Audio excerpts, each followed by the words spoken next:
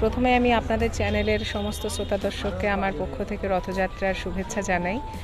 আজকে শুভ রথযাত্রা, সেখানে বিভিন্ন জায়গায় আমাদের আমন্ত্রণ রয়েছে। আর আমি যেই পার্টিকুলার যে জায়গাটার কথা বলছেন, এটা আমার পাড়া। কাজেই পাড়ায় যে কোনো উৎসব হলে সেখানে আমরা তো সবসময় যেয়ে থাকি।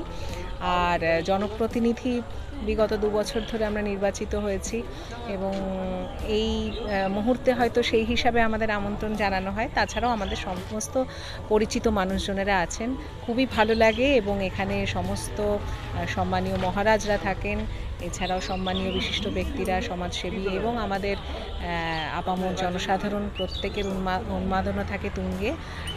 সনাতনী হিন্দু ধর্মাবলম্বীরা তারা আমাদের কাছে জগন্নাথ দেব, প্রভু জগন্নাথ দেব অত্যন্ত আরাধ্যের এক দেবতা, যার কাছে গিয়ে আমরা মনের সমস্ত ইচ্ছা প্রকাশ করি এবং সেগুলো পূর্ণ হয়।